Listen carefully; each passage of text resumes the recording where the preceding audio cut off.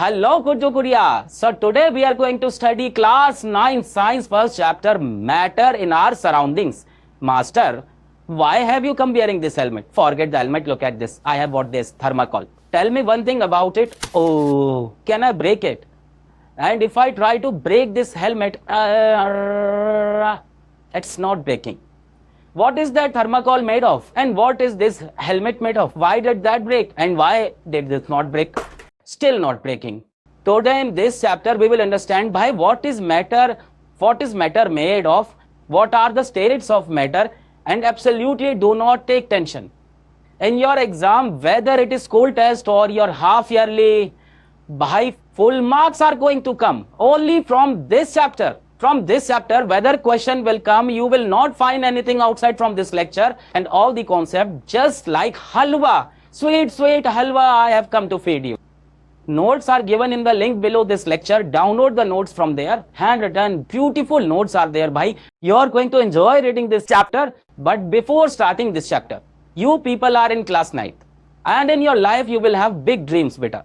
But around you, there will be some people who will say that you will not be able to do it. Or you are useless in studies. Or you are useless in everything. Nothing will happen in your life.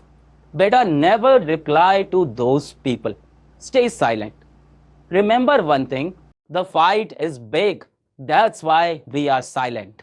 Our success will tell you that who we are. So, bhai, before starting the lecture, in the comment section, you will write, I will win. What? I will win. I will win. I will keep confidence in myself. Listen, keep confidence in yourself. Why? Let's start this beautiful lecture. Beautiful lecture we are starting. What we will study in today's lecture? First, we will study what are the characteristics of particles of matter. What are the states of matter? How does it change? Can matter change its state? And we will study evaporation. Everything will be understood easily. Let's start, bhaiya. The first question is, what is the matter? What is this matter? So, bhaiya, you must have seen in school when a fight happens, when you get into fight quarrel, then what happens? A boy of 7th class, a boy of 9th class takes out the phone like this. Bye. Fight has happened. Matter has happened. Quickly bring the boys. That's what happens. Bye. Matter has happened. Quickly bring the boys outside the school. So, bhaiya, this is not matter. According to science, science does not call this matter. So, this lallu lal type matter, we don't have to study. The real matter, what science calls it, science says anything that has mass and occupy space is matter. Simple. Anything that has mass should have some weight and occupy space, occupy some area, occupy some volume, that we call matter. Like this pen is in my hand. Does it have mass? Yes, sir, it has. Does it take some space? Yes, it takes space. So what is this? Matter. In your hand, the naughty mobile phone you have, does it have mass? Yes. Does it have volume? Yes. So what is it? Matter. The dirty momo you eat which spoils your stomach. What is that, bhaiya? That also matters. Your Dogesh bhai is very viral these days. You must be knowing him. That is also matter, bhai. Has mass, occupies volume. This chair, what thing is the chair? Matter. The table on which you are studying, matter. The book from which you are studying, matter. The pen which you are writing, matter. The eyes which you are seeing, matter. The ears which you are hearing, matter. The mouth which you are speaking, matter. Your walls, matter. Your school, matter. Anything that has mass and occupies space is matter. In this world, whatever there is, beta, matters. Except what you feel for that girl in your class. Sir, do you know? Whatever you feel for that girl, when you see her, your heart goes blah, blah, blah, blah, blah. That is not matter, bhai. Emotions like yours, love, affection, hatred, anger, happiness, all these things are not matter. Whatever object you are seeing around you, everything, what is it? Matter, beta. Air is also matter. Air is also matter. Water is also matter. Everything is matter. So, bhai, you think that this matter is made of what? Right, what thing? Matter is made up of particles. Made of what? Very, very, very, very, very, very small particles. To look at this pen looks like a simple pen, a simple marker. But if we see it with a microscope, then nothing will happen. And a microscope and going deep inside, somehow if we see it, microscope also cannot see it. Going very deep inside, if we see, then we will come to know that it is made of small particles. In this world, everything is made of small particles. You are made of those same particles. I am also made of those same particles. And you're that one. Yes, here would be Mrs. You already saw dreams. She also, bhaiya, is made of same particle. In this world, everything is made of small particles. So by what did I say? Matter is made up of very tiny particles, made up of very small particles. These particles are called atoms and molecules. About this we will study in detail in the upcoming chapters. Now I will just tell you a little bit. From atoms and molecules, this matter is made. This smart board, this camera in front, TV, all are made of small particles, which we call atoms and molecules. Now the question comes, sir, what is atom? Of this world, of this universe, the smallest particle which can live alone, that is called atom. What is atom? Smallest particle of matter which exists on its own. On its own means can live alone, exist on its own. And what is this smallest particle of matter? The smallest particle of the world. There are many types of atoms are there, like I shown, red, green, blue. Different types of atoms are there in the world, but all are very small, very small. Now I will tell you how small. Okay, now the second thing, what are molecules? If these two atoms combine together, then we say molecule is formed. If 3 atoms combine, then also molecule. If 4 atoms combine, then also molecule. Understood? So matter is made of small particles. These particles are called atoms and molecules. Atom is the smallest particle which can live alone. See, you are also alone in the life, but that is your compulsion, beta. No one is interested. Atom has a choice that it can live alone. And what is a molecule? Group of atoms. What is it? Group of atoms. Understood? Now the question comes, how small is the particle? To us, the pen looks big. Now you are saying it is made of small particles. So how many particles are there, sir? How many are there? 100, 200, 1000, lakh. How many particles are inside this? So now we are going to study what are the properties of these particles. Characteristics of particles of matter. We are going to study the characteristic of properties of particle. So first characteristic or the first property, what does it say? The particles of matter are very small. Not very small. Very small, very tiny. How tiny? A drop of water, top. 1 drop of water if you take, beta, in that there is lakh, crore of particles. These particles are so small that we cannot see them even under a high power microscope. High power microscope we put, still they are not visible. So small particle. Here it is told, to give you an idea, a single drop of water contains 10 to the power 21 particles. In this drop of water, beta, you might be able to see this drop. This is 1 drop. If I take 1 drop of water, it looks like particles are inside. Yes, sir, they are visible, small. How many particles are there in this drop of water? 10 to the power of 21 particles. How much is that? 1 0 0 0 0 0 0 0 0 0 0 0 0. Oh God, 21 times 0. Lakhs, crores of particles are in single drop of water. Now you think how many particles will be inside you? Too many. So beta, I am telling you that particle is very small. Even microscope can't see it. This particle is so small by which all the matter is made. Lakhs, crores of particles together. Lakhs, crores of particles together make 1 drop of water. Have you seen these particles? Molecules of water, small particles. Let's go by this much we have understood. Let's move ahead. Next, what is there by? Now there is an activity of NCERT. When understand activity also, very nicely we will understand. What is the activity is showing that we take a jug of water, we take a mug, we take a beaker, we will fill 100 ml of water in it. Now what we will do in this? Now in this, we will put 2-3 crystals of potassium permanganate. Potassium permanganate, beta, gives you a little bit of pink purple type color. Okay. How many crystals did we put in this? 1, 2, 3. 2-3 crystals, small crystals we put. Now when we put crystals in it, what will happen? The color of water changed. How did the water become? Colorful, pink, purple, pink type. Now what we do? From this, we took off 10 ml water. Now it is not just water, it's a colorful water. From this we took out 10 ml water. And after taking it, we put it in another jug in which 90 ml of water is there. In 90 ml water, I put 10 ml of this water in clean water. We saw its color changing again. Then from this, I took out 10 ml of this colored solution, and there I had 90 ml of clean water, beautiful clean water. From that, I took 10 ml of water and I put in this. Its color also changed. Then what did I do? From this, again, I took 10 ml of colored solution, and beside it in a beaker, 90 ml clean water was kept. In that, I put 10 ml. Its color also changed. And this work I kept doing 5 times, 8 times, 10 times, kept doing. Repeat this 5 to 8 times, 10 times, as many times as we can repeating, keep doing. Now what did we see? What is our observation? The water still remains colored.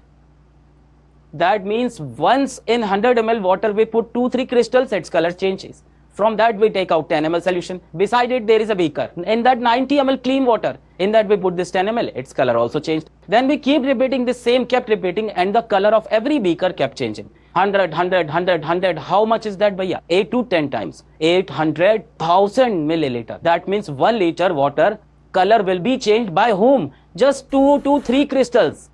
2 to 3 small crystals. How many milliliter water? 800 milliliter, 1000 milliliter, color of 1 liter water changed.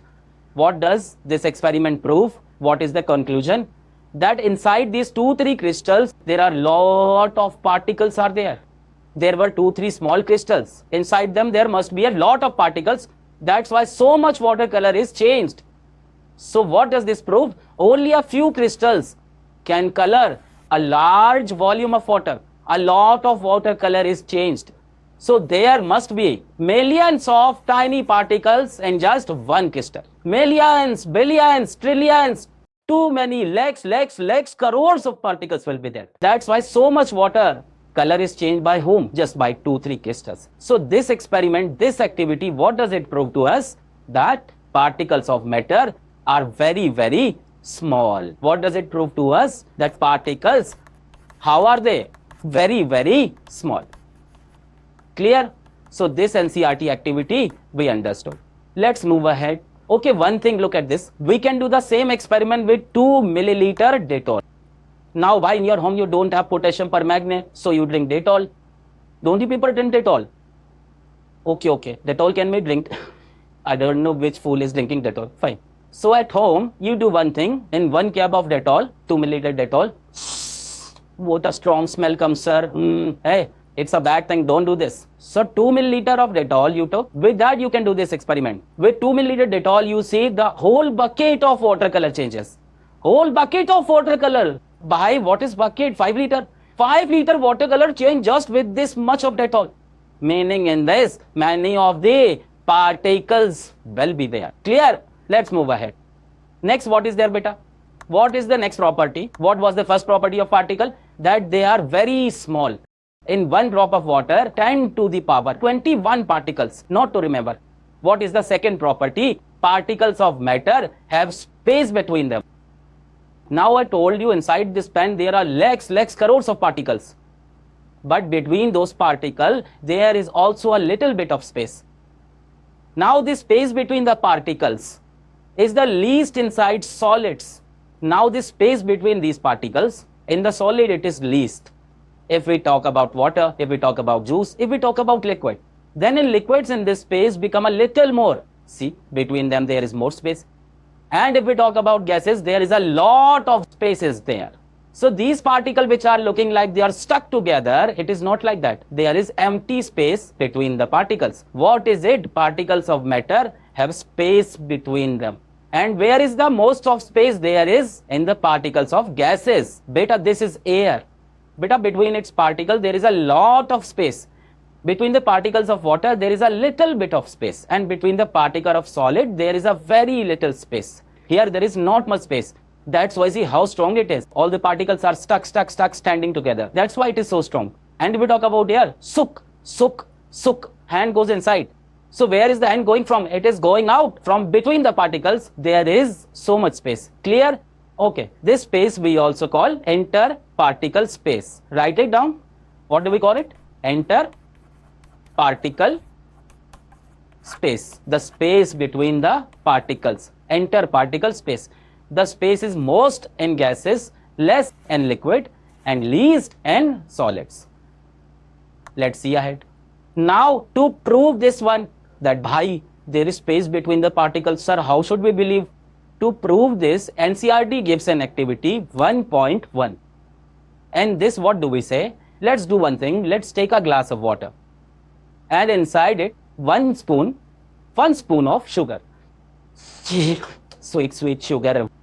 1 spoon, sir, mohita will be made today, so mohita will be distributed. We put 1 spoon sugar. Okay, tell me one thing. This is a glass of water, beta. Let us assume in the glass of water, till here there is a water. With a marker, I make a mark outside the glass like this. Made a mark. So we said this much water is there. Okay. Now if I put 1 spoon of sugar in this, think, when 1 spoon sugar will go inside this, then will the water come a little bit up or not? Remember the story of crow? What did the crow do? In the pot it put stones. It used to put stones and the water used to come up. Did the crow this or not? Then bhaiya, if 1 spoon of sugar goes inside, then what will happen? It will come up a little. Yes or no? Comment and tell. Yes or no? Comment, bhai. You will learn only then. Comment and tell yes or no. Yes, sir, because when sugar goes down, the water will come up. We put sugar and what do we do? Stirring. What do we do? Stir. We stirred. And after stirring, we saw the water level is the same. Oh, bhai, the water level did not rise. The same level as before, the same level after. Where did the sugar go? Where did the sugar go? Sir, we ate it. Where did the sugar go? Understand? Look, here is written salt. So we can take salt.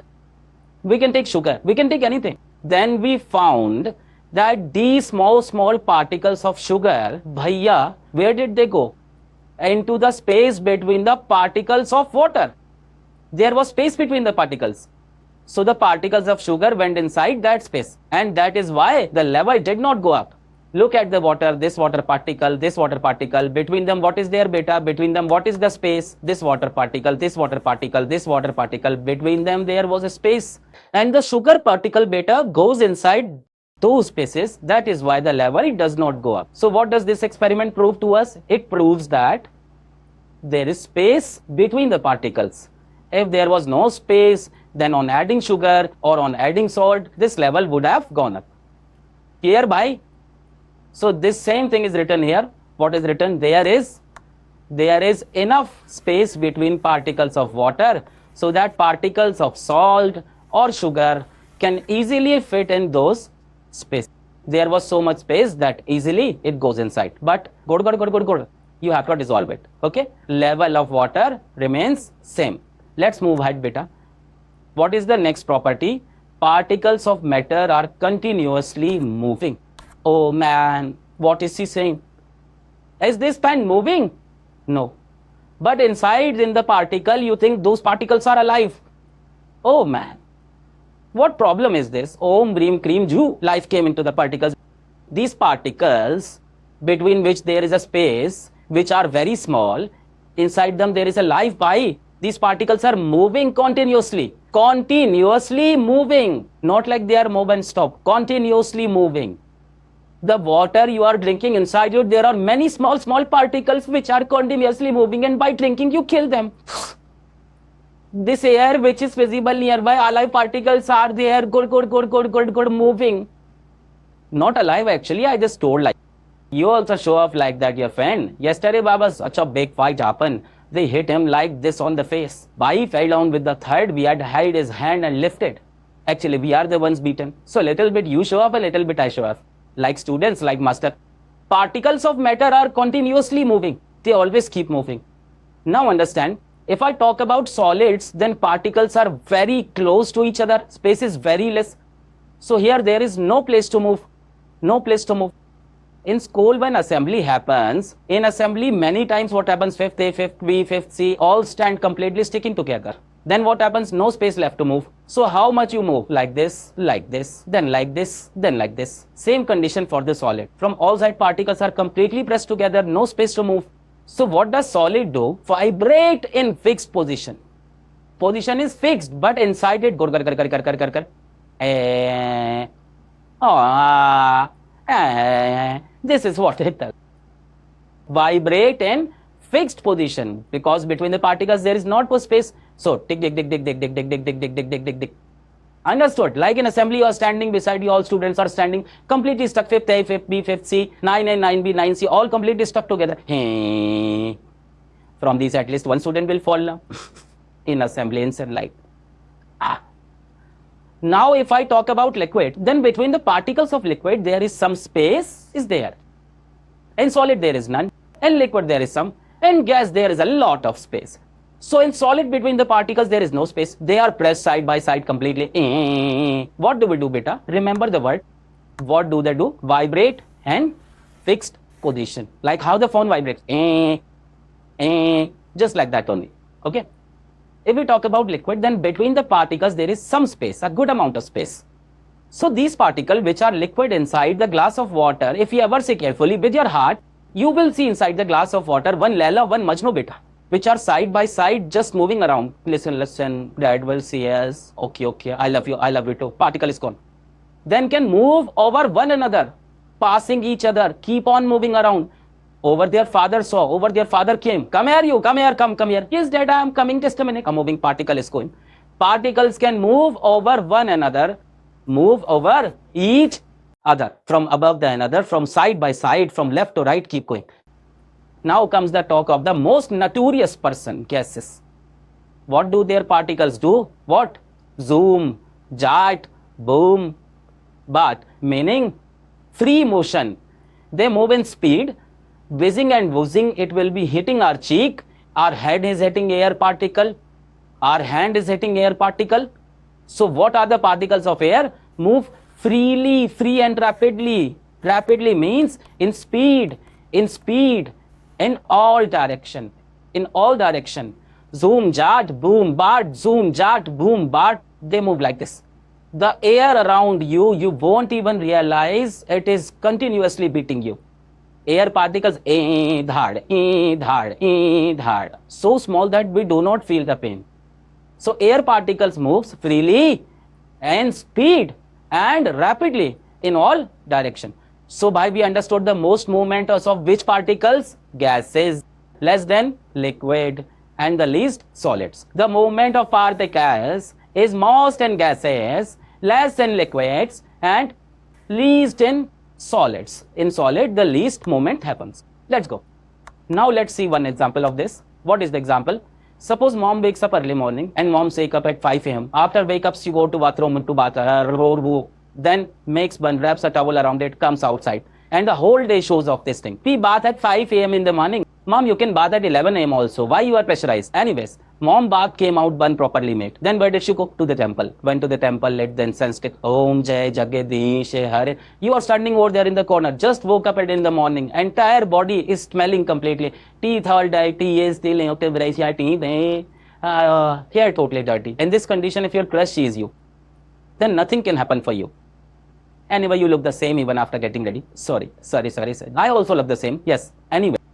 Now she lit the incense stick in the temple and you are here.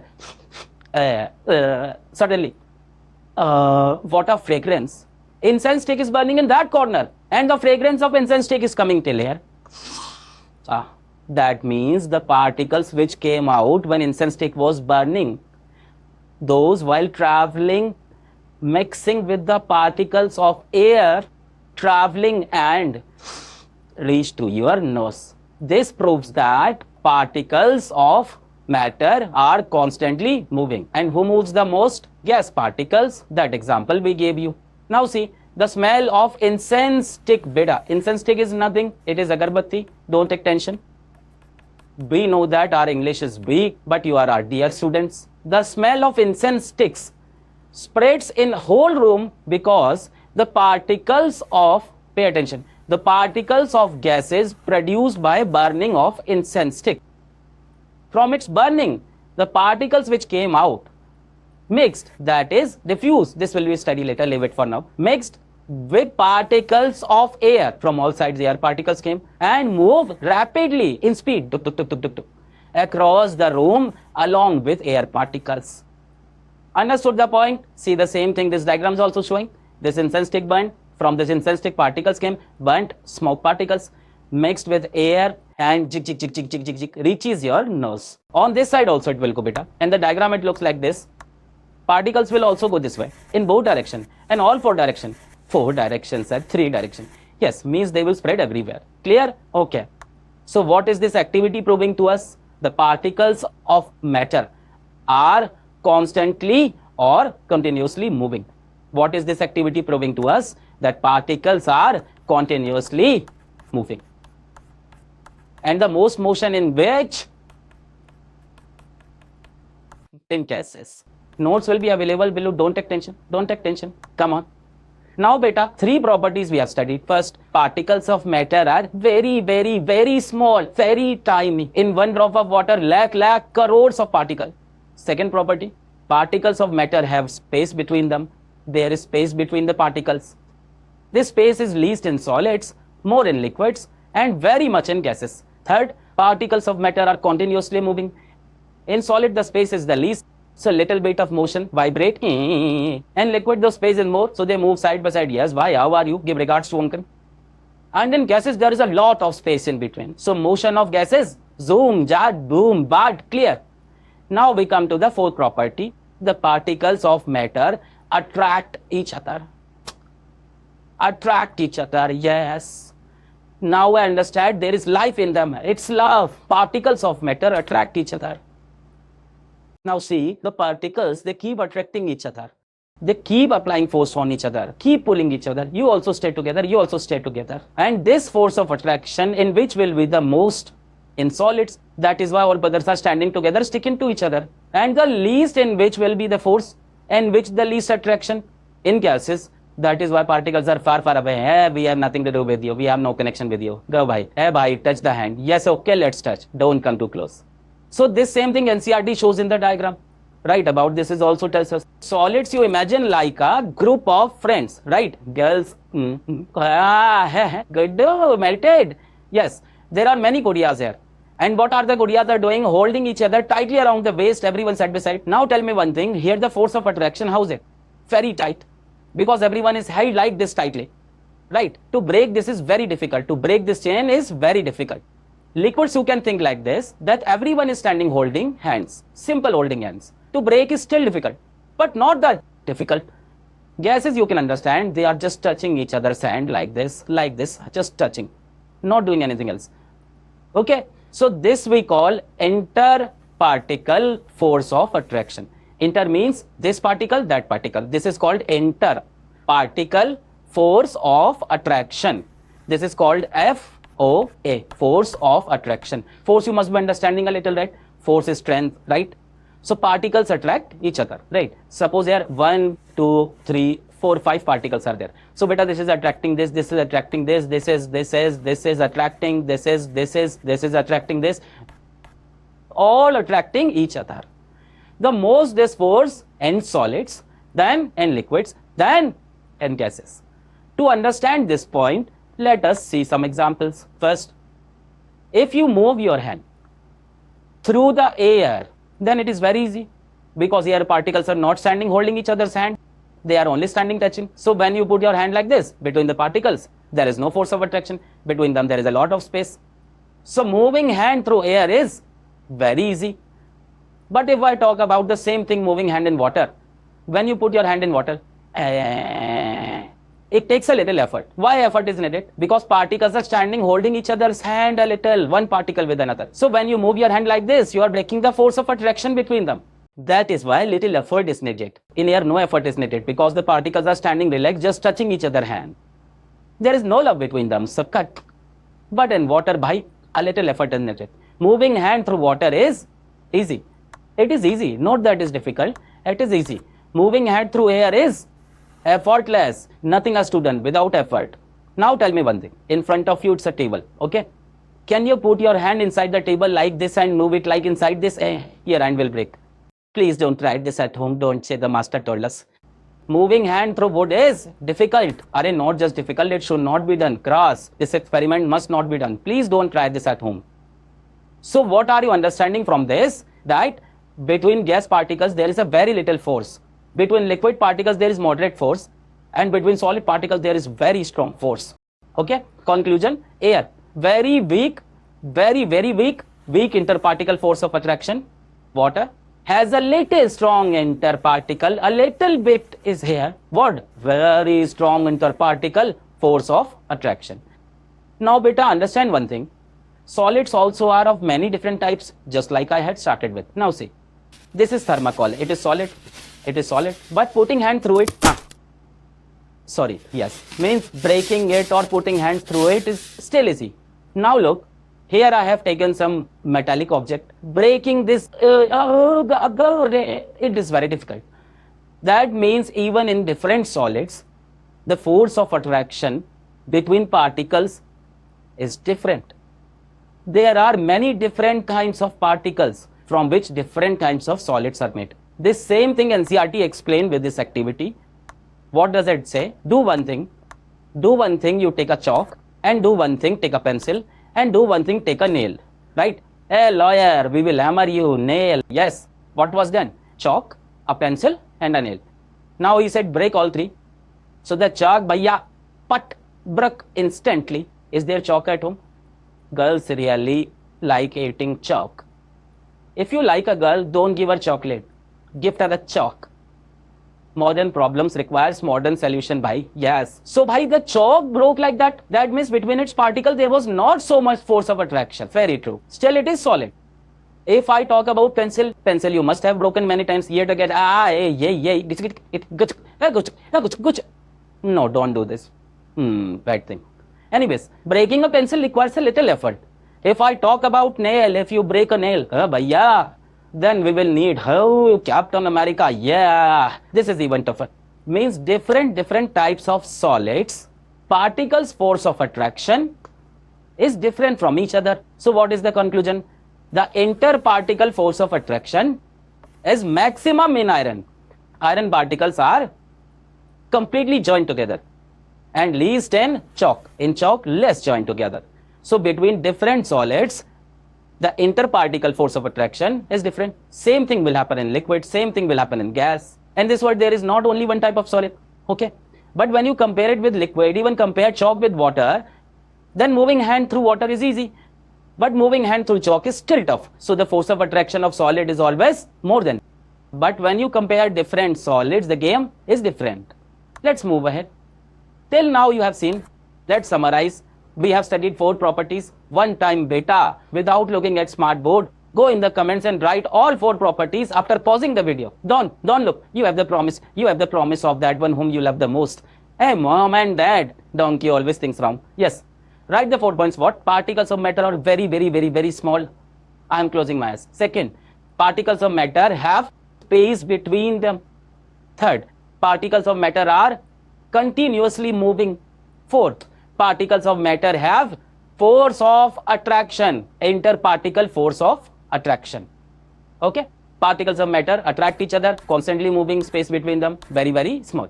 This is what we have studied till now. Now the time has come for some question answers. Okay, before question answers, let's take this. This is a game, the game of diffusion.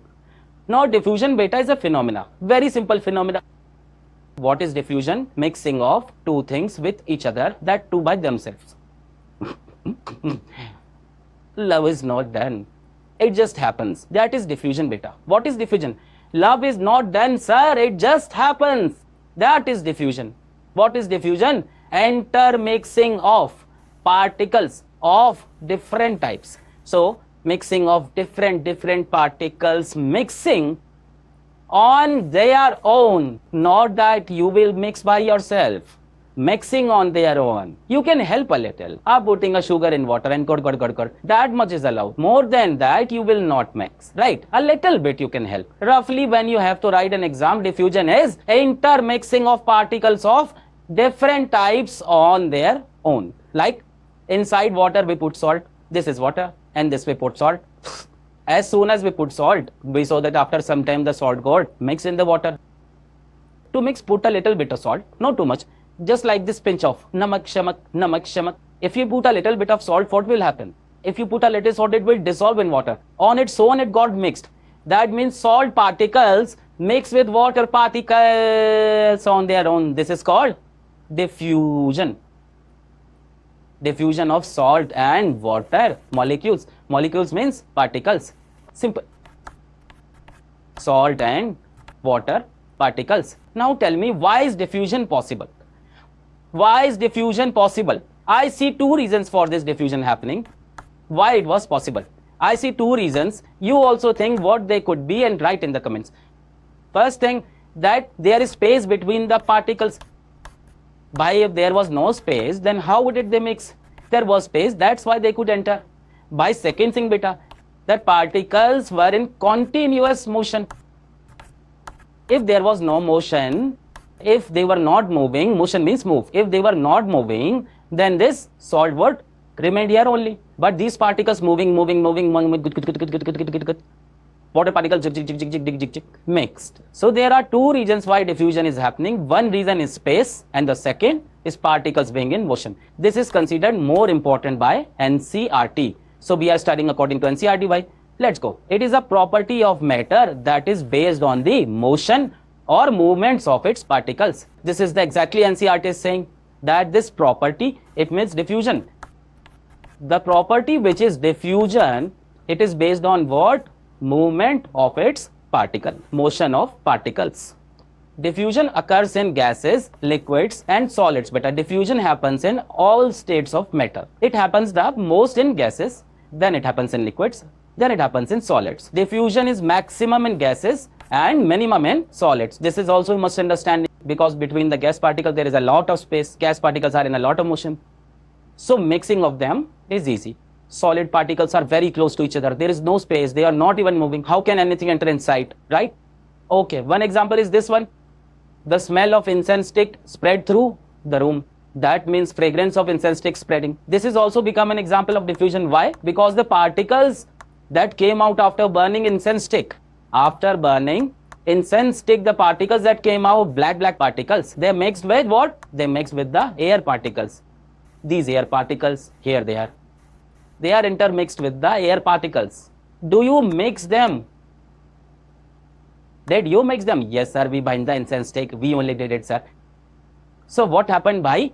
After burning incense stick, the smoke that smokes, its gases, the particles of its smoke, they mix with what? With the air particles. Why? Because air particles were continuously moving.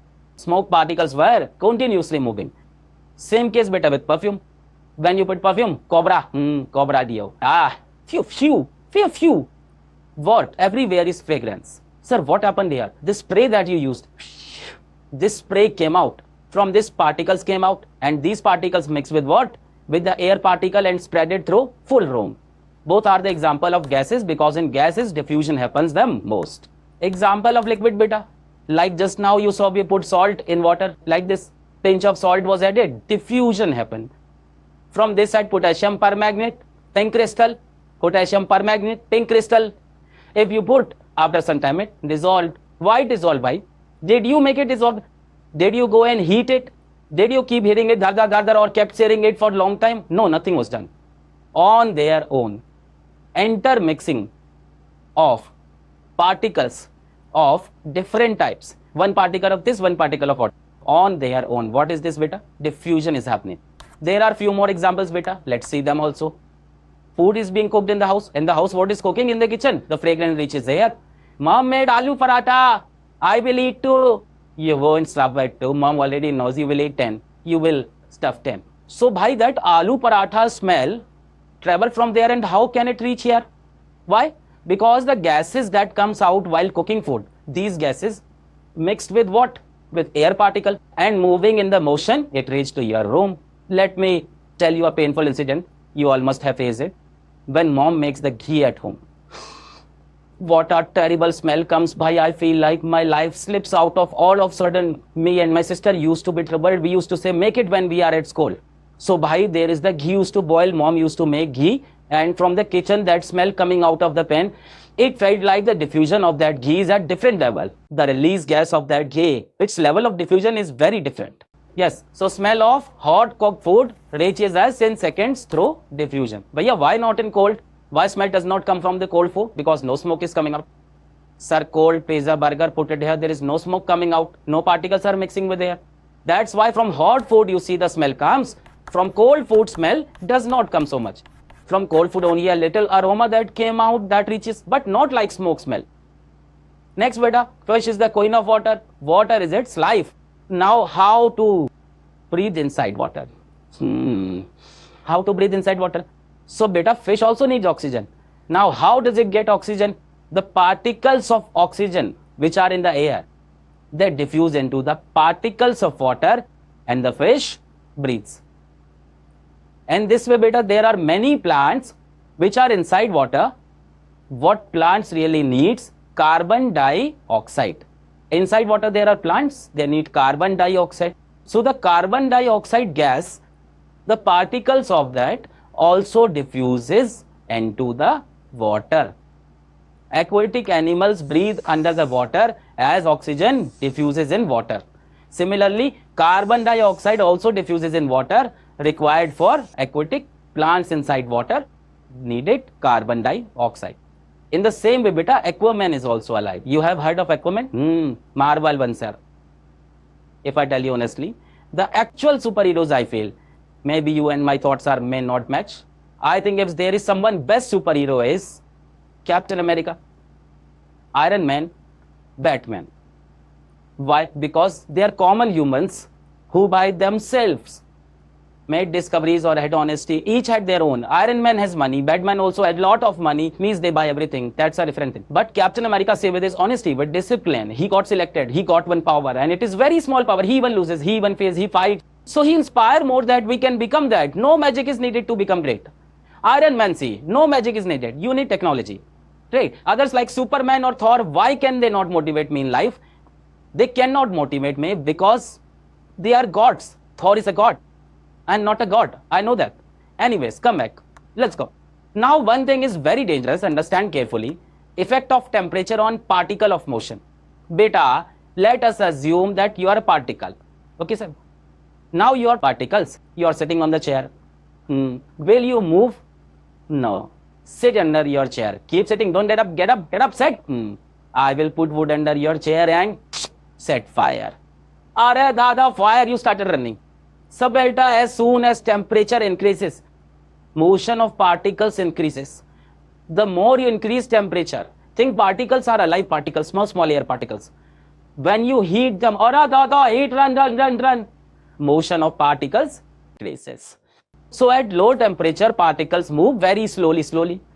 At high temperature, particles have high movement, that is, moves very fast. So the more beta you increases temperature, the more you increase temperature increase means the more you heat, you make it hot and temperature will increase. That much the motion of particle will increase.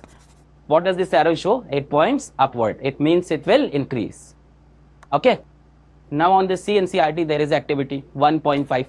Let me ask you, I have in a glass, in a jug, in a flask, yes, one have the cold water and hot water. One have cold water and hot water. Now in both I will put a crystal of potassium permanganate. I could also add salt. I could also add sugar, anything. I put crystals in both.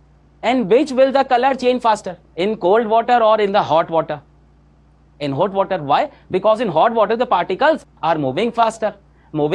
So mixing will happen also faster. Means motion of particles will be quicker. From that side, potassium permanganate goes come, spreads quickly everywhere. So where it is hot, where the temperature is hot, there the motion is more. And where motion is more, there diffusion will also be more. Diffusion depends on movement. Got it? So by remember that whenever you have two situations, hot or cold, then in which will be diffusion be more? And hot, always more. This experiment proves exactly that. What is it? Crystal of potassium permanganate were put in hot water and in cold water. Observation, color change quickly in hot water. Conclusion, diffusion increases with temperature. By increasing temperature, diffusion increases. Now, why did this happen? The story behind it has to be understood. The story is very simple. I will tell you quickly. Beta, that whichever particle is moving in this world, whichever particle in the world is moving, whichever has motion, it has energy. By if something is moving, then obviously it will have some energy. Without energy, how will you move? If I wake you up and say run, run, run, run, run, then you will say, sir, please give me food, give me juice, give me Glucon-D at least. So whatever thing is moving, it has energy. The energy that a moving particle has, we call it kinetic energy. Which energy does it have? Kinetic energy. You can also call it Ke. So in this whole world, whatever thing is moving, it has kinetic energy. Now understand, this kinetic energy, sir, this increases with temperature. That means if you increase temperature, kinetic energy increases. Understood? Clear? Now you think it is very simple. Very simple. If you heat particles, you heated them, then what will happen? Temperature will increase. If temperature increases, then what will happen? Kinetic energy will increase. And if kinetic energy increases, then what will happen? Motion will increase. By what is kinetic energy? It is the energy of motion. So if you heat it, then by heating temperature increased. When temperature increases, what increases? Kinetic energy. When kinetic energy increases, what increases? Motion. And if motion increases, then what will increase? Diffusion. Clear? So that is why diffusion increases with temperature. By heating, the temperature increases. When temperature increases, kinetic energy increases. When kinetic energy increases, motion increases. When motion increases, diffusion increases. Clear? So the same thing is written here in English. Particles of metal are continuously moving. Every moving particle has kinetic energy. Whatever is moving has kinetic energy. Kinetic energy increases with temperature. By increasing temperature, it increases. So movement increases with temperature, and hence diffusion increases with temperature. Is it clear? If we heat, then temperature increases, temperature increases, then kinetic energy increases, kinetic energy increases, then motion increases, motion increases, then diffusion increases. Let's go. Now we will study states of matter. So everyone knows this much. There are 3 states of matter: solids, liquids, and gases. Some intelligent creatures will come and will say, sir, there is one more state, plasma state. Right, Bose-Einstein, condensate model, but this is not in our syllabus. Not there. So we will study only 3 states: solid, liquid, gas. Only exam syllabus we will cover today here. In exam, we have to score full marks. Bye. Now we will study the difference between solid, liquid, and gas. All these differences you have already covered with me. See how nicely you will remember the difference. All differences are stuck in your memory. Here first we will write property: solid, liquid, gas. Come on. Space between particles. In solids, the least, very little space. And liquids, a little more space. More than solids, less than gases. And gases, very far apart. That means there is a lot of space. Next is compressibility. Compressibility means how much you can press something. How much compressibility it has. Right, like you might have a friend who the whole group presses down. That means his compressibility is high. And you will have one friend who will never get pressed. His compressibility is low. How much can you press it? Now tell me one thing, what are particles of solid? Right next to each other. This 10 particles are side by side. What will you press now? The particles are standing right next to each other. If you press more, where will they go? So near solids cannot be compressed. You cannot compress a solid. Liquids, you can compress a little bit, very little. Almost negligible compressibility. Very little you can do that. Particles are little far. Gases can be compressed easily. By particles are far apart. You can press them easily. No pressure. Next, force of attraction. In solids, the force of attraction extremely strong, very strong. And liquids, the force of attraction between the particles, force of attraction. Okay, little. Strong, but not enough to hold position because they keep moving. It's not like the particle is standing still. It keeps moving around. Strong, but not so strong that it stays stuck. And in gases, negligible, no force of attraction, far apart, going here and there. Next, movement of particle. In solid, movement of particle is very little, vibrate in fixed position. In liquid, move over each other, they slip out. Can move over one another. And in gases, move freely in all directions, right? Freely and rapidly too, at speed. Move freely and rapidly in all directions. Keep running. Now let's talk about kinetic energy, beta. Kinetic energy comes from what? From motion. Whatever is moving has kinetic energy. Solids moves the rest, so the kinetic energy will be the least, very low. Liquids, okay, in between, higher than solids, less than gases. And in gases, bhai, how fast are the particles running? Whatever is running, moving, it has kinetic energy. So in gases, there is maximum kinetic energy. Gas particles beta moves very fast. Inside your room has a gas particle is moving 400 meter per second. 400 in 1 second, it goes 400 meters. 1 meter is this big. This 400 meter in just 1 second, moving that fast. Now if they are moving so fast, they have a lot of kinetic energy. The faster the motion, the more the kinetic energy. Next is shape. Tell me the shape of solid. Fixed. Can you change its shape? If you apply a lot of force, then maybe it will break. It will. But generally shape cannot be changed. So solids have fixed shape. Talking about liquid. Beta, liquid doesn't really have any shape. What shape does water have? Whatever container you put in, it takes that shape. Right? Suppose I have 1 liter of water. If I put it in bottle, then it will take a shape of it. That same 1 liter of water, if I pour into bucket, then it will take a shape of bucket. The same 1 liter of water, suppose I fill in balloon, it will take that shape. So what are liquids? They take the shape of the container. Whatever you pour, they take that shape. Gases beta have no shape, moving here and there. No definite shape, no shape at all. Solids have fixed shape. This smart board has fixed shape. Your mobile phone has fixed shape.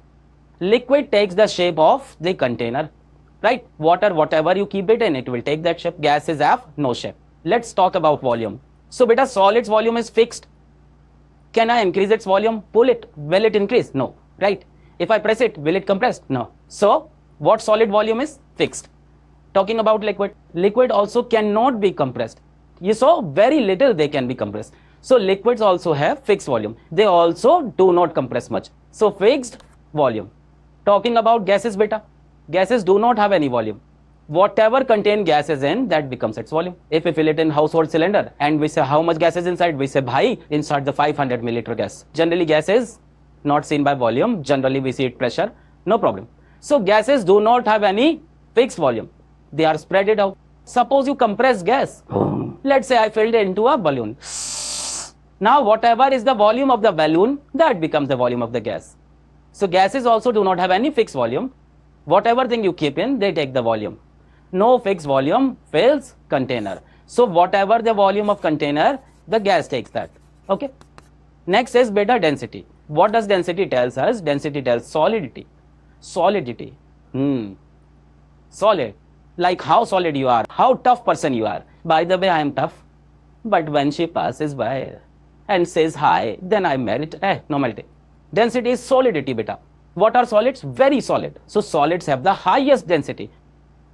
Liquids have medium density.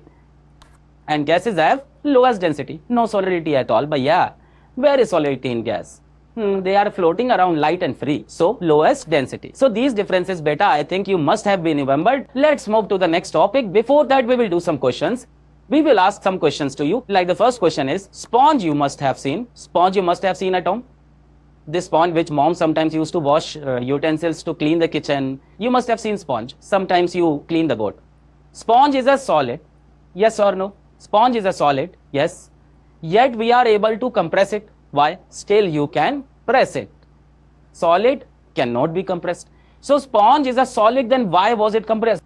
Beta, pay attention. And between sponge, there are tiny pores. You must have seen there are holes. In those holes, air gets filled. Air gets filled. So when you press the sponge, all the air comes out of it. Understood? Yes, sponge is a solid. But what does sponge have? Tiny holes. Air is trapped in these tiny holes. When we press sponge, this air is expelled, released out.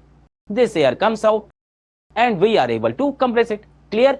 Because in its pore that was filled, that comes out. The solid did not compress. The air in those holes came out.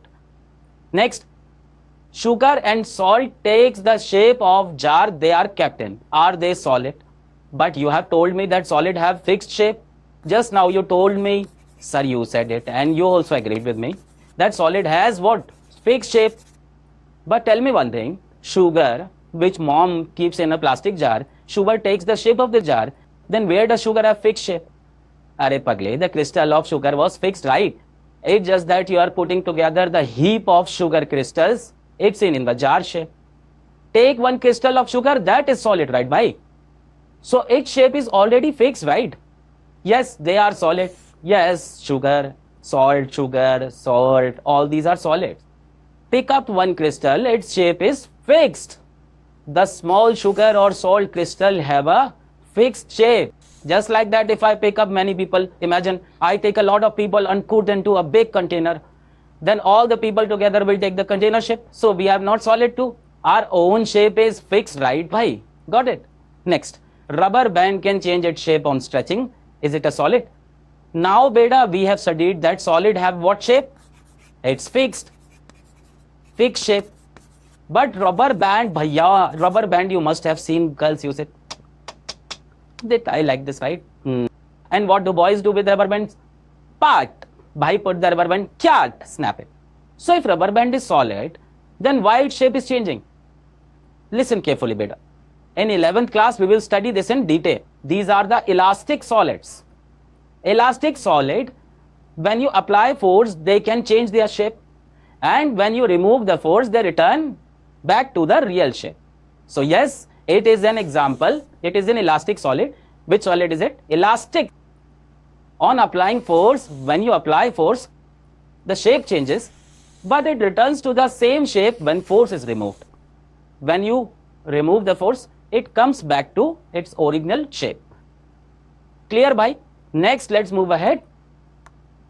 Yes, bhai. Why does gas exert pressure on the walls of the container? Now, bhai, you must have seen that father says that, bhai, our bike tire pressure has gone down. Bhai, what is inside the tire? Gas is. So, what is the gas pressure? You must have heard, right, that the pressure as gas is low. Inside the tire is gas only. Now, listen carefully. The gas particles, what do? They move very fast.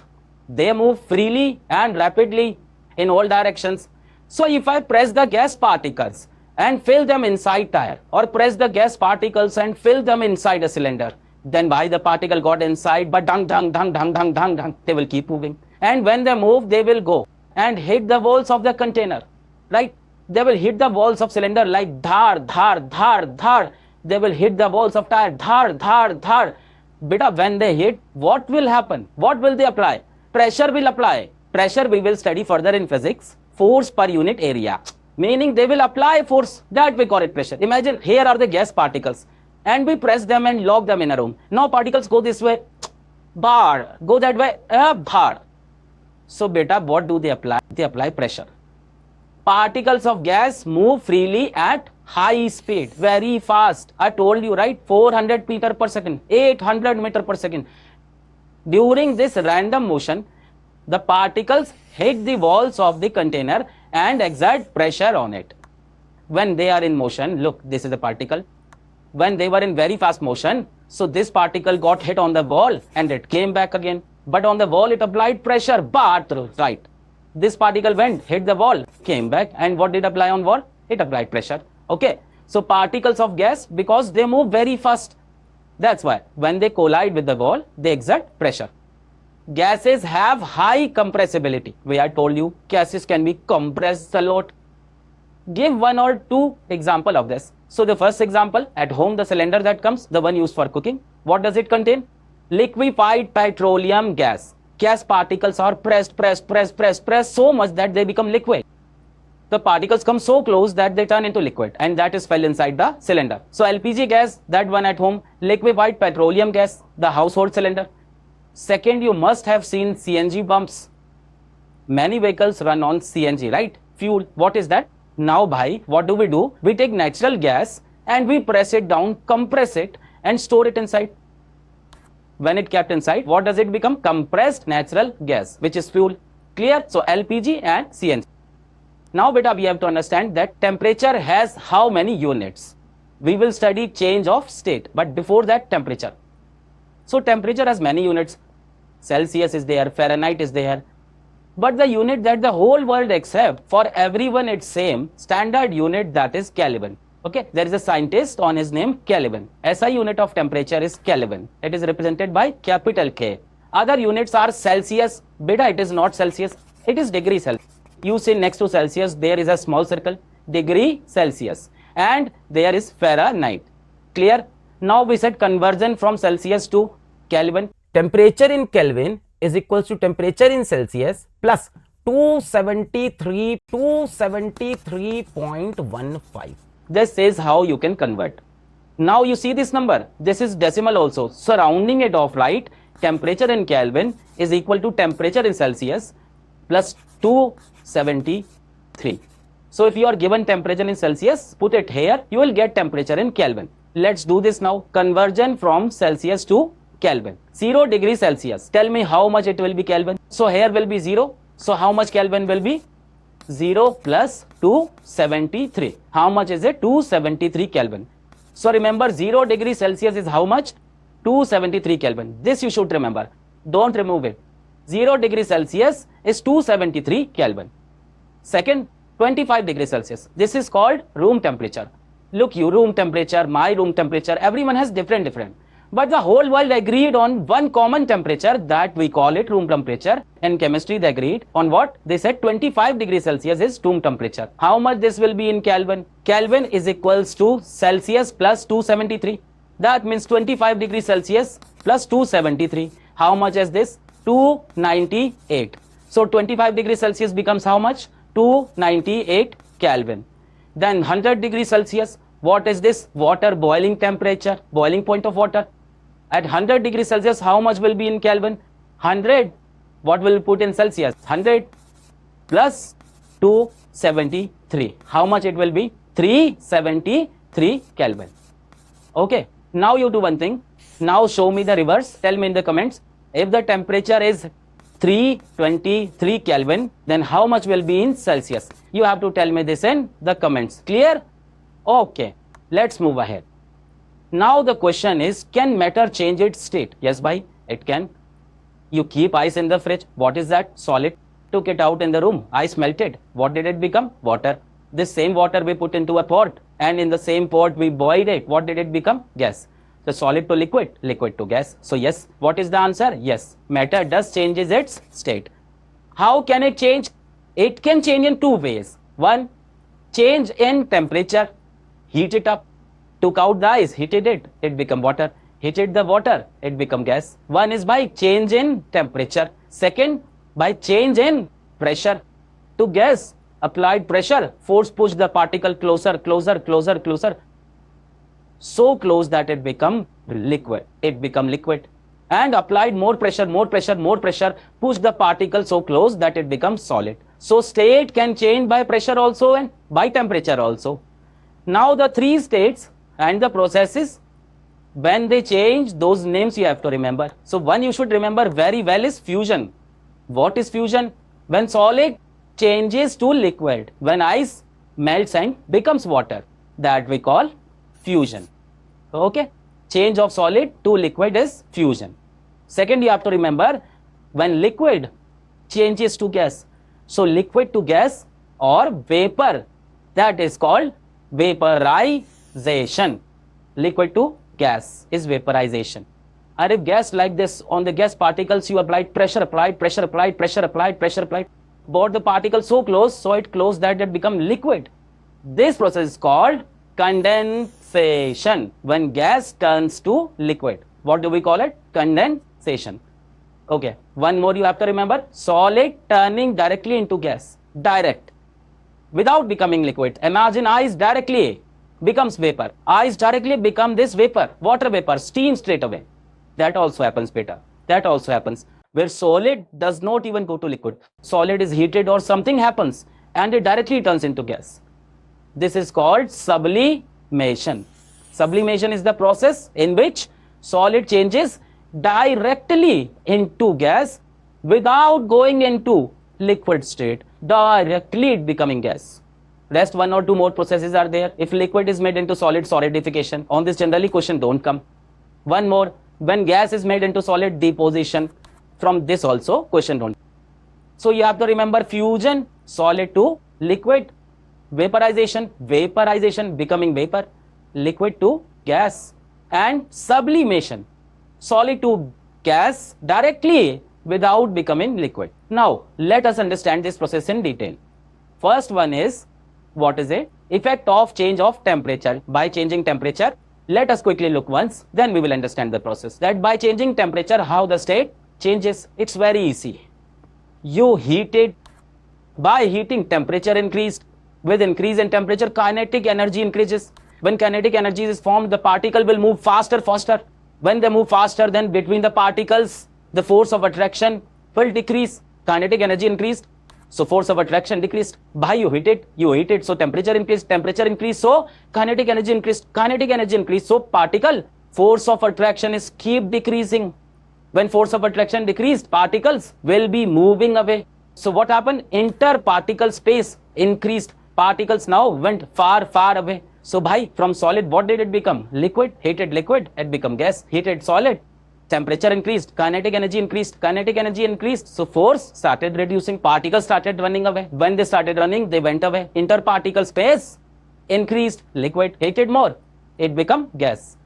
We will also study the pressure, temperature part you understood, right? Now let us study solid to liquid.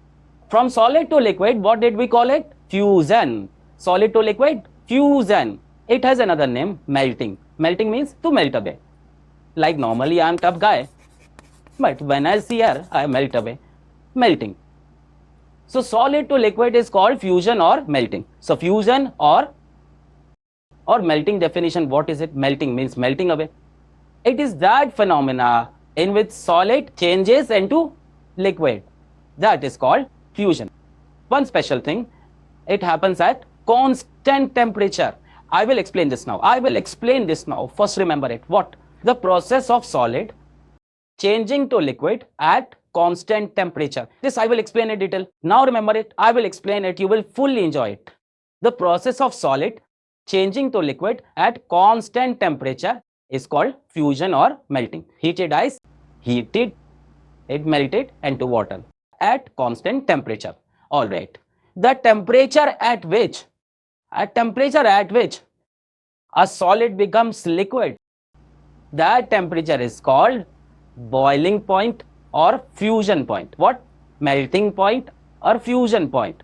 Melting point, the constant temperature at which a solid changes to liquid at atmospheric pressure. Atmospheric pressure means the pressure present in the room. 1 atm, 1 atm's pressure. You will study all this in physics later when you will study pressure. So what did we explain? Fusion or melting. What is it? Solid changes into liquid. When does it happen? At a fixed temperature, a constant temperature. And this constant temperature, what do we call? Melting point. The constant temperature at which a solid changes to liquid at the atmospheric pressure. The surrounding pressure is called melting point. Okay. Now there is one confusion. Listen carefully.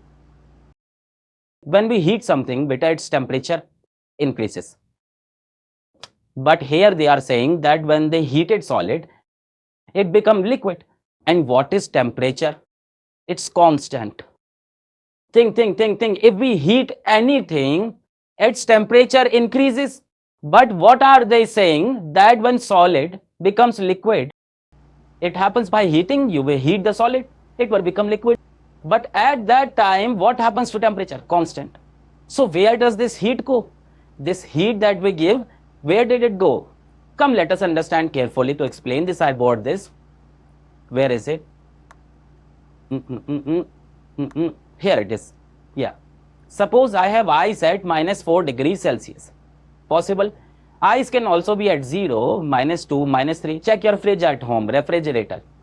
The freezer section of it, we call in which ice is there. What temperature we put? -4, -2, -3. So ice freeze is below 0. 0 and below 0. Suppose I have ice at -4 degrees Celsius. I took the ice out and I heated it. Heated it and its temperature increased. If it's minus, then it's increasing. So from here to here, what did I say? Temperature increased.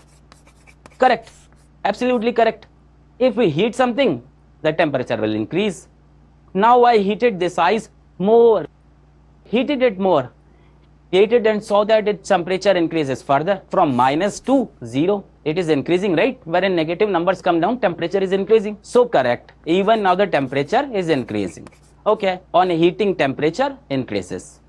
Now we are reaching fusion. Now the ice reached 0 degrees Celsius. At 0 degrees Celsius, when we heated the ice, we saw water started forming, water started forming, water started forming. Ice melted a little, melted a little. A little bit of water formed. It melted, water formed. It melted, water formed. And fully it melted. It is full water. Until then, temperature was 0 only. Temperature did not change. This is confusing, right? Even when you are heating something, its temperature is not rising. So where did this heat go? Where did this heat hide? Where did it sit pressed down? What did this heat do? But this heat got used in changing the state. This heat got used in breaking the force between the particles. By what were the ice particles like? Completely stuck, chipku, and waters a little far. So to break the force of attraction of these particles, this heat got used. That let's break the force of attraction between them and convert it into liquid. Clear? This heat hide inside. Where did it hide? Went inside the particle and hide. Because the temperature did not increase. Until the whole ice melts, until the temperature will not increase. After the whole ice melted, then you heat again. Suppose after this you heated more. Then what will happen if you heat again? The water will get hot, 25 degrees Celsius, 4 degrees, whatever you want to write. Then again what happened? Temperature stayed rising again. From here to here, temperature again started rising. So on heating, temperature always increases except when the state is changing. That time heat does not increase temperature. What does it do? It reduces the force of attraction between the particles. This heat goes there and hides. This very point is written here. Read it. What? Generally, on heating, temperature rises, temperature increases. But during fusion, when fusion is happening, when ice is turning into water, that temperature remains constant, 0, stays 0, does not change at all. So where does heat go? We are heating it, but the temperature is not increasing. Where did this heat go? It went and hid. Where? In breaking the force of attraction between the particles. This heat is being absorbed by solid to overcome the force of attraction between the particles. Remember that. Where did this heat go? To overcome the force of attraction. This is called latent heat. Latent means hidden. Hidden. This heat is called latent heat. Hidden heat. It got hidden. Why did it hide? Why are we saying this is hidden? Because the temperature is not increasing. We are heating something, the temperature is not increasing. Where is it? Sir, it hides somewhere inside. This is called latent heat. Hidden heat, as there is no rise in temperature. There is no rising in temperature. Clear? Fusion, what is it? Solid turning into liquid. How does it happen? At constant temperature. The temperature which is constant, what do we call it? Melting point. Why is temperature constant? Why when heating temperature is not increasing? Because heat is going where? It's going in the breaking of force of attraction. It's using there. What this we call latent heat. It's hiding heat. Okay. Now there is one more term. Latent heat of fusion. Let's understand this. What is latent heat of fusion? Suppose I have 1 kilo of solid. How much? 1 kilo solid. I heated 1 kilo of solid. On heating, what did it become? It become liquid. Where did this happen? At say constant temperature. What do we call this process? Say. We call it fusion. At the temperature it's happening. What do we call that temperature? Yes. Melting point. MP, Madhya Pradesh. Don't start your childhood. No daddy jokes. Melting point we say. We call it melting point. Now when 1 kilogram of solid is heated, when it becomes liquid, when melting happens, when fusion happens, then the amount of heat required, the heat got hidden. With that heat, the temperature did not rise. It's the same temperature. This heat is called latent heat of fusion because fusion is happening. Latent heat of fusion because here fusion is happening. 1 kilo of solid, to heat it and make it liquid, the heat that's consumed at its melting point is called latent heat of fusion. Clear? The same definition is written here. Latent heat of fusion. The amount of heat, how much the heat was consumed, required to change 1 kg of solid, 1 kg solid, into liquid at melting point, on melting point, at atmospheric pressure, which is the surrounding pressure. Atmospheric pressure we will study later. Clear? Okay. So latent heat of fusion is clear. Latent heat means hidden heat. When does hidden heat come? It comes during state change. Which state change? Fusion, that is solid to liquid. How much solid do we take? 1 kg. At what temperature does it happen? Melting point. Where did the heat go? To overcome the force of attraction. Memorize the whole thing. Memorize it. Very good. Quickly tell me, what is fusion? From solid to liquid. At what does it happen? At constant temperature. The temperature at which it happens, what is called? It's called melting point. Where did the heat go? Hidden heat, latent heat. Temperature is not rising to overcome force of attraction. And what is the name of this latent heat? Latent heat of fusion, because fusion is happening. Heat required to convert 1 kg of solid into liquid at its melting point. In the same way and exactly in the same manner, you have to understand what the next state change. Liquid to gas, or you can say vapor. Liquid to, well, actually gas and vapor are slightly different. In this chapter, it's not explained to you. Liquid to gas or vapor. This we call vaporization. Vaporization or boiling. Also called boiling. Vaporization or boiling. Right. Take water in a pot, put it on heat, boiling, bubbling. What did it become? Vapor. Liquid to gas. Vaporization or boiling. So it's very simple. What is vaporization or boiling? Change of state from liquid to gas. The process of liquid changing into gas at constant temperature. At what do state change? At constant temperature. And this temperature, what we call this? At which liquid changes into gas? What we call it? Boiling point.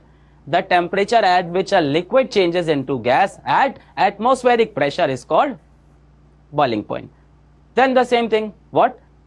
Generally on heating, temperature rises, but during vaporization, the temperature remains constant. When liquid is changing into gas, the temperature is not changing. So where did that heat go? Understood now? Now quickly just look here once. Suppose I have water at 40 degrees Celsius.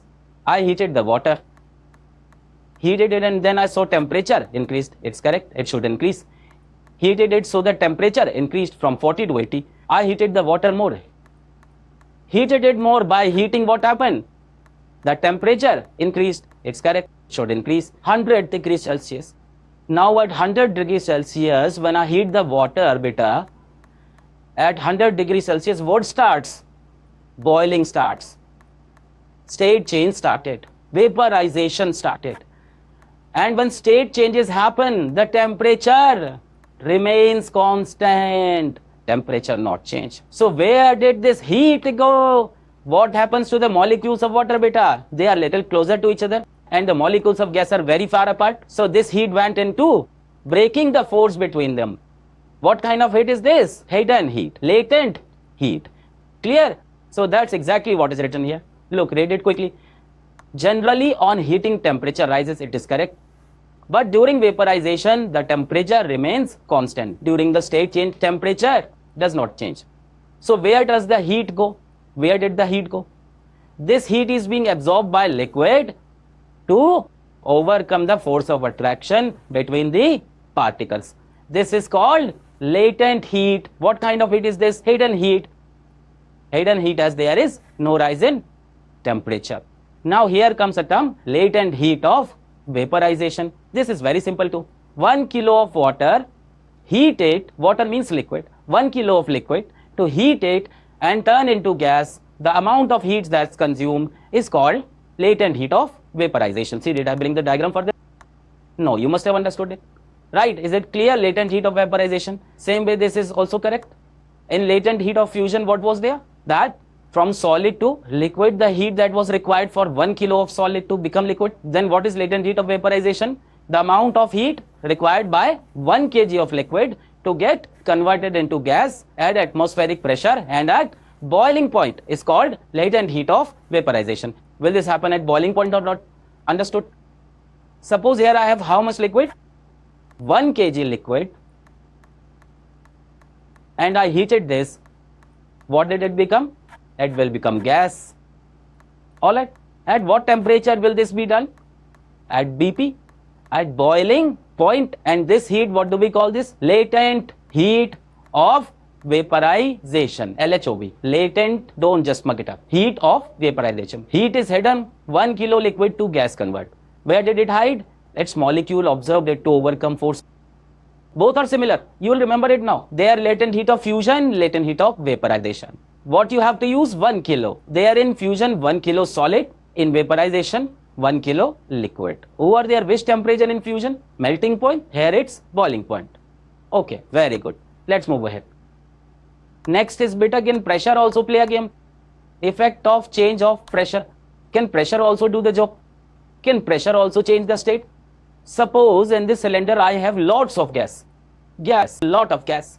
In top of it I put a piston. Piston is nothing, just to grab. It's a tool just to grab. I press this gas, pressed. Wood hunting. Applying pressure. Now what will happen with gas particle? They will compress and come closer. Pressing it, compress. While coming closer, they came so close that they are in love. Came so close. They came so close that they become liquid. Particles came that close. So by applying pressure on gases, applying pressure, pressing, compressing, applying pressure, applying high pressure, you can bring the particles close, and what you can make? You can make liquid. The gas liquefies. The particles get so closer that the gas liquefies. Liquefies means it turned into liquid. That the gas liquefies. Understand one more thing. When we put pressure on the gas, like this with force, then gas starts getting hot. When we put pressure on gas, particles are like this, particles are like, we won't get pressed, we feel the heat, we can feel the heat, a lot of heat is coming. Doesn't it happen? Once you close everyone in room, everyone starts sweating. Same is the case with gas. When you put pressure on gas, it start feeling hot. It started heating, it becomes problem. If gas started heating, then how it will become liquid? If the gas gets heat, gets hot, the particles will run away. Then how will it become liquid? That's why when we apply pressure along with that, it keeps cooling it. Parallelly cool it also. See, it's written right here. Compress and cool. Both things has to be done. Compress also and cool also. Compress and cool. Gas is getting hot. Let's make it cool. Got hot. Cool. So with compress and cooling, what will gas become? Liquid. So if you want to make liquid from gas, then two conditions are needed. Watch carefully. One will be, you will have to apply high pressure, very high pressure you will have to apply. Force you have to put. So particle come close, press them down. Along with that, when particles come close, they'll start hitting. They'll heat up and they'll run away. So with high pressure, you would also have to give low temperature. Lower the temperature, cool it down. So what to remember? Compress and cooling of gases, liquid can be formed. So we can say that gas can be liquefied into liquids by compression and cooling. High pressure, low temperature. Okay, now let's read one thing. Solid carbon dioxide. What's this must? Why? Carbon dioxide is a gas. What are they saying? Solid carbon dioxide. Many times you must have gone to weddings and all. You must have seen the entry of bride and groom coming in, holding hands. They come in, right? Like, aise mil jao piya. Like this happens, right, bhai? You must have seen, sir, I had a dream in my head, sir. Also we like holding hands. Tumko khoya hai to jaise, tumko paya hai to jaise khoya hu. You imagine all this, right? That's why you're not studying. Yes, why? Solid carbon dioxide. You must have seen when you go to the parties, suddenly smoke starts coming out. From where does smoke come? From solid carbon dioxide. Now let's understand this. I have carbon dioxide. And what does carbon dioxide want to stay as? Carbon dioxide wants to stay as gas. It wants the gas.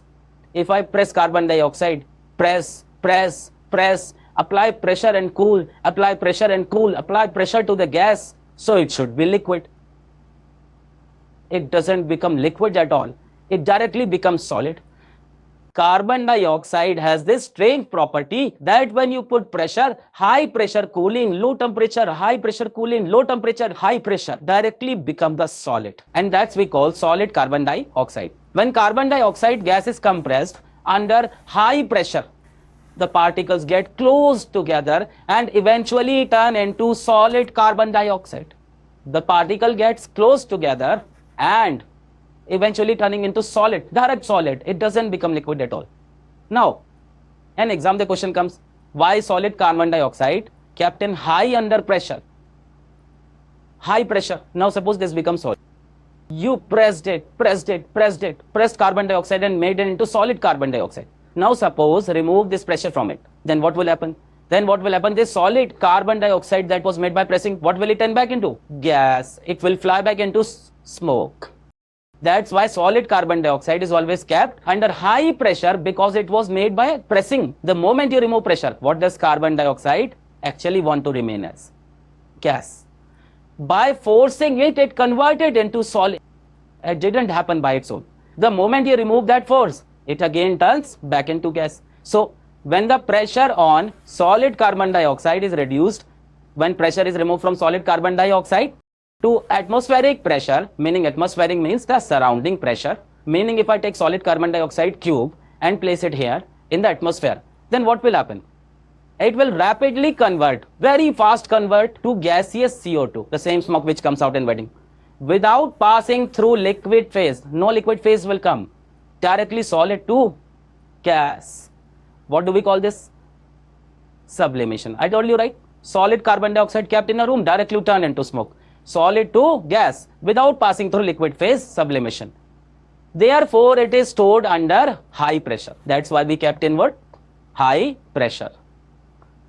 Because the moment pressure is moved, it turns back into gas. So, beta, solid carbon dioxide, this, if you keep it in the room, then what does it become? Directly gas. Okay. And between liquid never came. That's why it's given the name dry ice. What do we call it? We also call it dry ice. Now why dry ice? Because the ice you have at home, the ice you have in fridge, take it out. What will happen? First it will melt and become water. Then if you leave it after some time, what will it become? It will become vapor. Heat it, then it will become vapor. That means the ice at home is wet. If you touch it, it feels like watery because it melts. But by pressing carbon dioxide, the ice that's made, this also looks like ice actually, white, exactly like ice.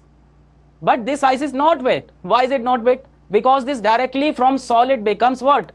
Directly from solid it becomes gas. Because of sublimation. That's its property. Why? It directly from solid becomes gas. No liquid came in between. So no wetness. That's why what do we call it? Dry ice. Ice because it looks like ice. Dry ice because it directly becomes gas from solid. That's no liquid phase in between. So it always stays dry. Solid carbon dioxide is also called dry ice because it directly transforms from solid to a gaseous state, a process called sublimation, directly from solid to gas. This unique behavior, really unique, is in contrast to regular ice, water ice. In contrast means opposite, different, which melts into liquid before turning into a gas by the ice from the fridge. First becomes liquid, then gas. The absence of liquid phase during its transition from solid to gas is why it's referred to as dry ice. Absence of what? Here see the answer. The absence of liquid phase during its transition. No liquid phase came at all. Dry ice directly turned into air. So what do we call it? Dry ice, solid carbon dioxide. Okay, let's move ahead. Next beta, one process is evaporation. Now I'll ask one more. Suppose at home you dropped a glass of water. Or suppose mom came and wiped the floor. By the way, you should also wipe the floor. See, I've written it. Key to a healthy body is broom and wiping. And not only girls should do it by. Stereotype internet. Even boys also have to do it. Everyone has to do. Everyone.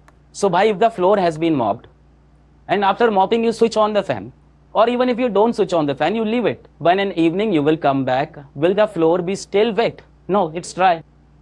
That means liquid turned into gas and flew away.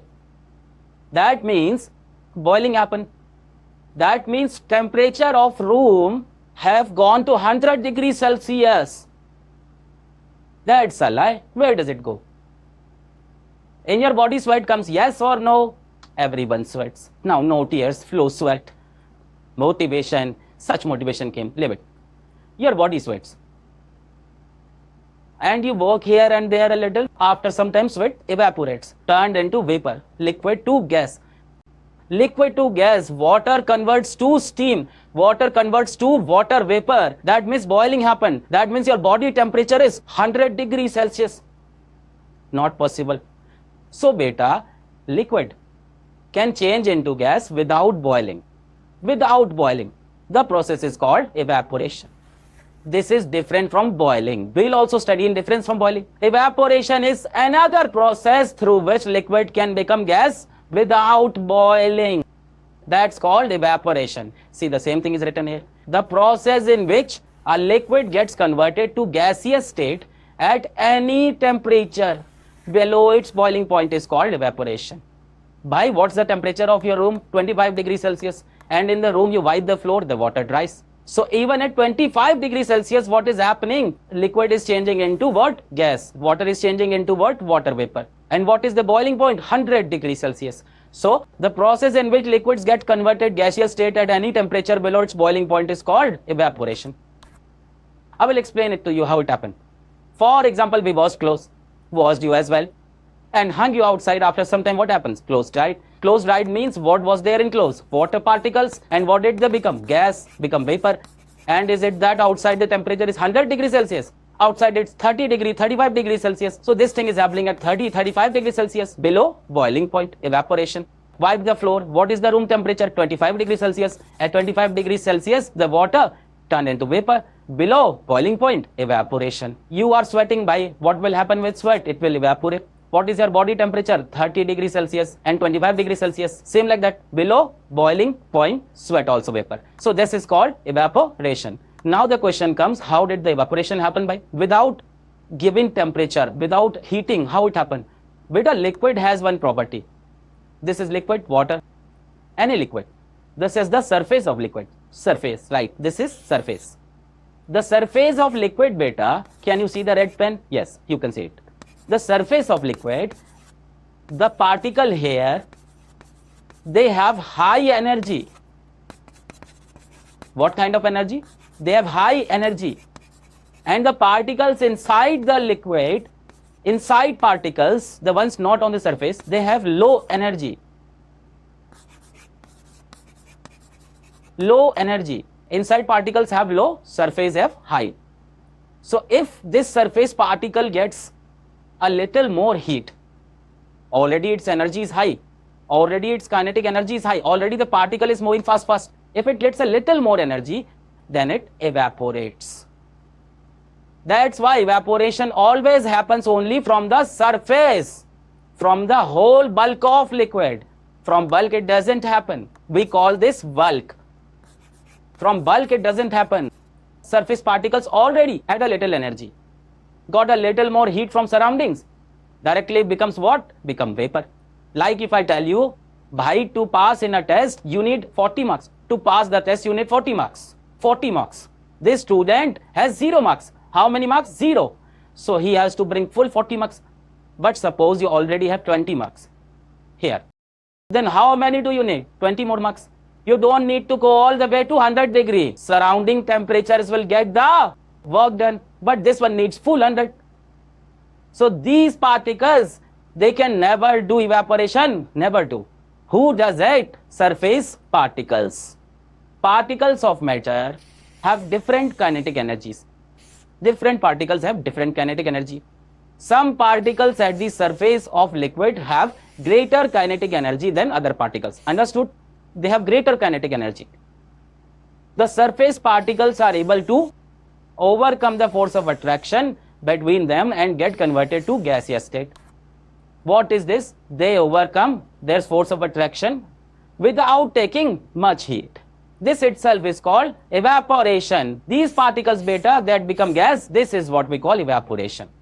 Evaporation is a surface phenomena. It happens only from the surface. These type of particles, beta, never become gas below boiling point. They need full heat, full 100 degree. but these can manage even 20-25 from surroundings because they already have some energy. You got it? Evaporation is a surface phenomena. Clear? Next is, on which vectors does the evaporation depends? First, surface area. The more the surface area, the more the evaporation. By the bigger the surface area, the more particles are on the surface and the more evaporation will happen. See the example for this. When we hang clothes after wash, you make scrunch of t-shirt, then what will mom do next? Arey, get away. Mom will come, then jatak jatak. Then she spreads the whole cloth and hangs it. For example, while putting clothes for drying up, we spread them out. By spreading, what happened, beta? Its surface area increased. What bigger? The more the surface area, the more particles on the surface, the more evaporation. Second thing, beta, temperature. Obviously, the more heat you give, the more evaporation will happen. So if the temperature here, temperature is higher, then more evaporation. If the temperature is low, this is very easy. The more you heat, the more evaporation.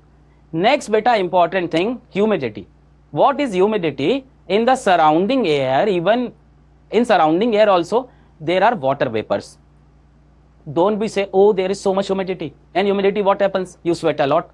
So what is it actually? The air also has water particles in gaseous phase. So if in the surrounding air already there are many water particles, then from here, how will the water evaporate and go up? Already so many particles are up there. They'll push this one down. So if humidity is high, then evaporation is less. Got it? What is humidity? Let's understand again. It is the amount of water vapor present in air. What is in the air? Suppose this is air. What is in it? Some water vapors. Air bhaiya always has them. Around you in air always water vapor is present. And suppose here you have some liquid. Now think, up there already vapors are present. So if this wants to go up, these particle will push it down. Are move aside. We are already many in the air. What will it do? So that's why if vapors which are in air of water vapors which are in air, if they are less, then here it will be very difficult. And here it will be very easy. Yeah. Suppose here there is only two. Then here it can become gas because they can't compress it. Here so many will be pressed. The more the water vapor particles, that much more humidity. The fewer the particles, the less the humidity. The less the humidity, the more the evaporation. So lesser the humidity, water particles, the water vapor particles, the lesser in the air, that much faster, lower particles can upwards, no one can press it. So the less the humidity, the more the evaporation. If the amount of water in the air is already high, the rate of evaporation decrease. If it's already high, then evaporation won't happen. Next bit of wind, the more the wind blows, the more the evaporation happens. Why this happens? Suppose this is a cloth. Now I put this cloth in sunlight. Put it in sunlight, what was in it? Water particles. What did they become? Vapor particles, small vapor particle. Now, if these vapor particles remain stuck here, then below forming more vapor will be difficult. Same problem on top. Above particles are there, how will it go? Arey sir, they are fighting. But if wind blows, then all the particles will be carried away. Top becomes empty. It becomes empty, then evaporation can happen. So what happens when wind blows? The vapors that are formed here, the wind carries them away to the side. Space becomes empty here. So more vapors can form. So the more the wind, the more the evaporation. So there are four factors of evaporation. The more the surface area, the more evaporation. The higher the temperature, the more the evaporation. The less the humidity around you, the lesser the water vapors. That much more water vapors can be made. The faster the wind blows, the more evaporation. Clear? Okay. See few more things. How does evaporation causes cooling? Now you must have seen when you are sweating, and after that when you walk in the air, as soon as you start walking, your sweat evaporates, and when sweat evaporates, you feel cool. How is this happening? Evaporation causes cooling. This doesn't happen with boiling. Evaporation, what does it do? Causes cooling, makes you feel cold. Now how does it make you feel cold? It happens, it doesn't happen by sweat comes, sweat appears. You sit in front of fan, hi, the fun you feel, bhaiya. What is happening here? See, the particles of your sweat, they have to evaporate. To evaporate, they need at least some heat. Less heat, but still they need some heat. So where do they take heat from? They take heat from your body. When they take heat from your body starts cooling down. And that is why evaporation causes cooling. Clear? So during evaporation, liquid absorbs absorbs heat energy from surroundings. The liquid pulls heat from the surroundings. To overcome interparticle force of attraction, the liquid has to break its particle force of attraction. The surrounding loses heat and becomes cool. What does the surrounding do? Lost heat and they become cool. Suppose water is lying here. Now water wants to evaporate. Then it needs some heat, right? I agree, not much as boiling, but some heat is needed. So where will it take heat from? It pulls heat from the surroundings.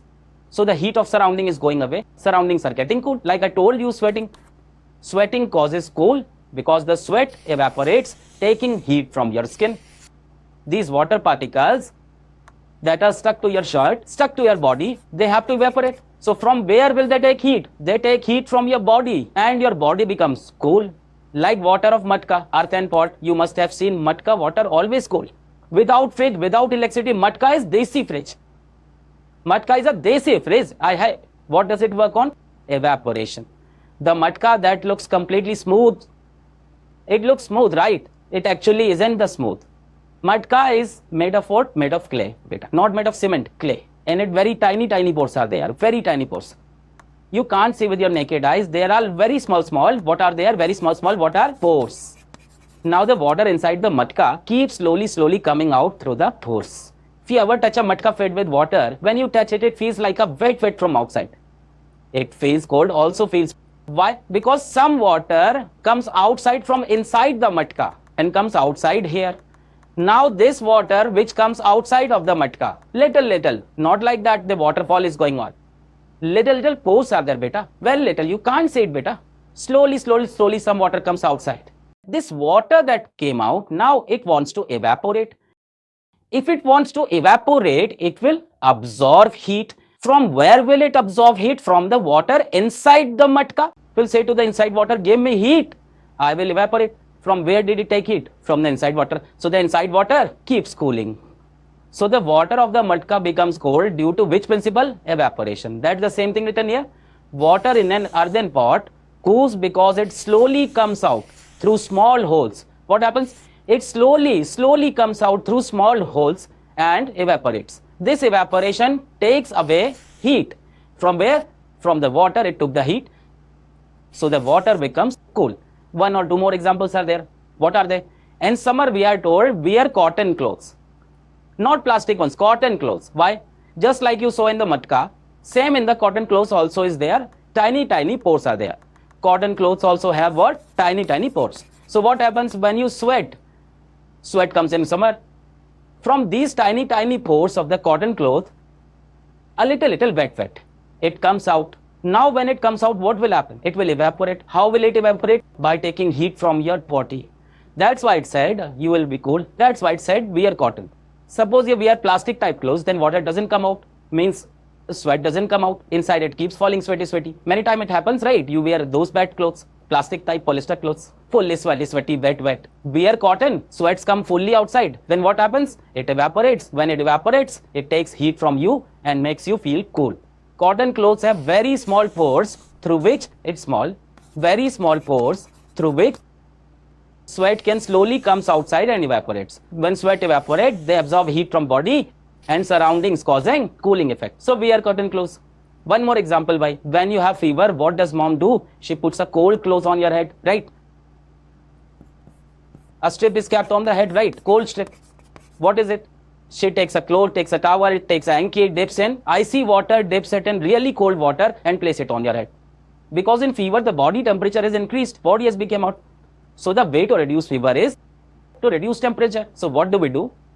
Took a towel, dipped it in a cold water and kept it on your head. Now that cold water has to evaporate. For cold water to evaporate, it will need a lot of heat. From where it will take heat? From your head. Taking heat from your body, that cold water evaporates. Since it is pulling heat from your body, your temperature will drop, fever will go down. So strips of wet cloth in fever. When we place wet cloth strips on the person's forehead is this, who has the high fever, the water gets evaporated by taking heat from his body. Taking heat from your body, the water evaporates. This will lower his body temperature. Clear? Next, better difference between evaporation and boiling. In both, liquid changes into gas. How are they different? First thing, Evaporation takes place at all temperatures. Inside the room, it happens at 25 degrees Celsius. Outside in the sun, it happens at 35 degrees Celsius. It happens at any temperature. But boiling, or what else do we call it? Vaporization. Where does this happen? Only at boiling point, 100 degree of water. Different liquids. Different liquid beta boils at different temperature. Remember this. I only told you water because it's easy. If you take some other juice or milk, each has its own boiling. When does that happen? Only at boiling point, at fixed temperature. At what temperature does it happen? This happens at fixed temperature. And that one happens at temperature. Second, it causes cooling. Evaporation causes cooling. It does not cause cooling. In this, you have to heat it. Does not cause cooling. Third, it is a surface phenomena. Only the surface particles evaporate. But is a bulk phenomena from inside. All particles turn into vapor. So beta, here this chapters come to an end. Keep studying, my dear Guddu Gudiya. All the very best.